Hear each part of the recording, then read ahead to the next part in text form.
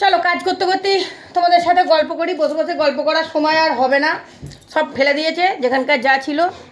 তো কালকে রানীর একটা ভিডিও পোস্ট করে, এই বাবা দেখিস, রানীর একটা ভিডিও পোস্ট করেছিলাম যে রানীর পায়ে লেগে গেছে, মানে পায়ে খিঁচ ধরেছে, এরকম অসুস্থ, এই সেই ও কষ্ট পাচ্ছে এরকম।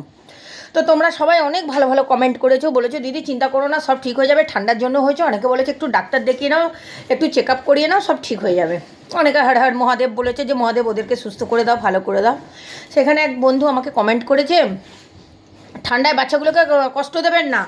বাবা ফোনটা পড়ে যাবে মা, আমাকে একটু ভিডিওটা করতে দে, একটু বস 2 মিনিট বস। হ্যাঁ হ্যাঁ হ্যাঁ বস, 2 মিনিট বস, মানে বসবে না। তা বলেছো যে ওদেরকে ঠান্ডায় কষ্ট দেবেন না, ওদেরকে দেন না।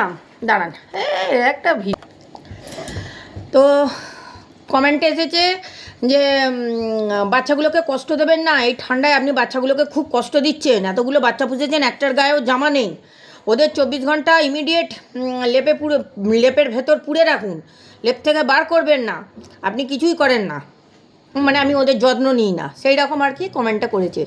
বলছি দাদা আপনার বাড়িতে কটা বাচ্চা আছে আমার জানার দরকার নেই, আমার বাচ্চারা হচ্ছে একদম অ্যাক্টিভ বাচ্চা। দেখো সব কটা এখন খাটে বসে খেলা করছে, সকালে খেলার মূর্তি আমি তোমাদের সাথে শেয়ার করিয়ে পরেও আমি শেয়ার করে দেবো। এত হুড়োহুড়ি দৌড়োদৌড়ি করে খেলে যে ওদের 24 ঘন্টা লেপের তলায় রাখা সম্ভব না। হ্যাঁ, দুপুরে আমি যখন খেয়ে দিয়ে শুলাম বা রাত্রে শুলাম, তারা একটু লেপের উপর শুলো, এ করলো, ঠিক আছে। প্রথম কথা হচ্ছে এইটা, আমি জানি না আপনার বাচ্চাগুলোকে আপনি 24 ঘন্টা হয়তো লেপের ভেতর প্যাক করে রেখে দেন, আমার বাড়িতে প্যাক করা রাখা সম্ভব নয়। আপনি আমার বাচ্চাদের প্রতি সহৃদয় ব্যক্তি, খুবই ভালোবাসেন, আমি যত্ন নিতে পারছি না, সত্যি কথা বলতে কি কারণ কি বলুন তো, এই গত ডিসেম্বর মাসটাতে না, 2025 যে ডিসেম্বর মাসটা গেল, ওই মাসটাতে আমার 30,000 টাকা খরচা হয়েছে, আমি তোমাদের কারোর কাছে বলিনি। কেন বলিনি? তোমরা যাদের বাড়িতে ডগি আছে, যাদের বাড়ির ডগির পার্ব হয়, আর যাদের বাড়ির ডগির হিমোপ্রোটোজোয়া হয়, তারা জানে যে কী রকম কী লেভেলে খরচাটা হয়, ঠিক আছে।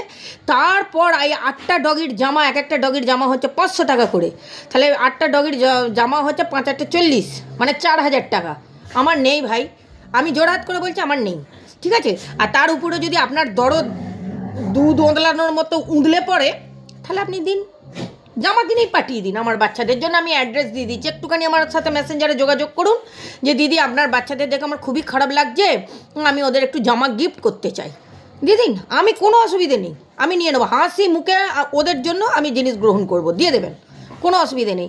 অযথা যদি এইটুকু না করতে পারেন, এসে ইন্সপায়ার করুন ভিডিওতে যে না দিদি ঠিক আছে, আপনি একটু একটা কথা বলার অনেক রকম লেভেল হয়। আপনি যখন অফিস থেকে এসে আপনার বাচ্চাকে বলবেন যাও 1 গ্লাস জল নিয়ে এসো, আমি জল খাবো, এটা একটা কথা বলার ধরন। এই কথা বলা যদি আপনি আপনার বাচ্চাকে বলেন, সে বাচ্চা দেখবেন 1 দিন 2 দিন জল দেবে, 3 দিনের পরে এলে আপনাকে আর জল দেবে না, সেও মেজাজটা দেখাবে।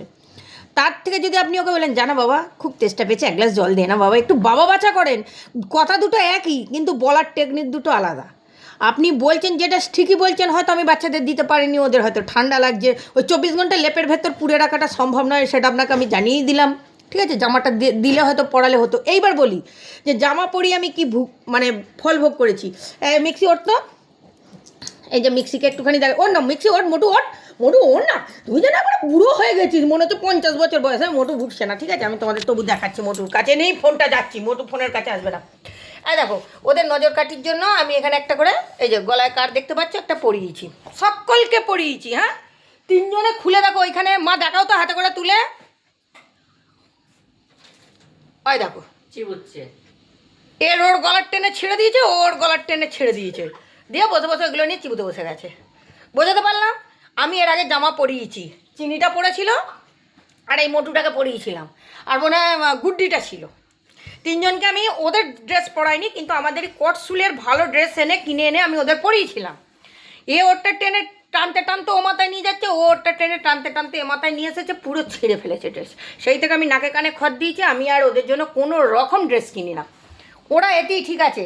আর তার থেকেও বড় কথা বলো তো, ওদের ঈশ্বরের আশীর্বাদ আছে, ওদের লোম এমনভাবে দিয়েই তৈরি করেছে না ভগবান, ওরা যতই ঠান্ডা লাগুক, একটু সাময়িক কষ্ট হলো, খুব যে কষ্ট মরে যাবে সেরকম ব্যাপারটা কিন্তু কিছু নয়, ঠিক আছে হ্যাঁ লোমে ঘেরা আছে ওদের মানে গোল্ডেন রেক্টিভার বলো ল্যাব আরে আরে বাপরে আরে আরে কথা শেষ করে দিচ্ছি আর আর বেশি কথা বলবো না আর আর আর মিক্সি বলছি বড্ড বেশি ভুলে ফেলছিস আর আর বলছি না বলবো না রে ওরা ঠিক আছে আর আর বলছি না কিন্তু হ্যাঁ কথা শেষ করে দিচ্ছি আর কিন্তু কিছু বলছি না মিক্সি রানি রেগে যাচ্ছে আর বেশি বলতে পারো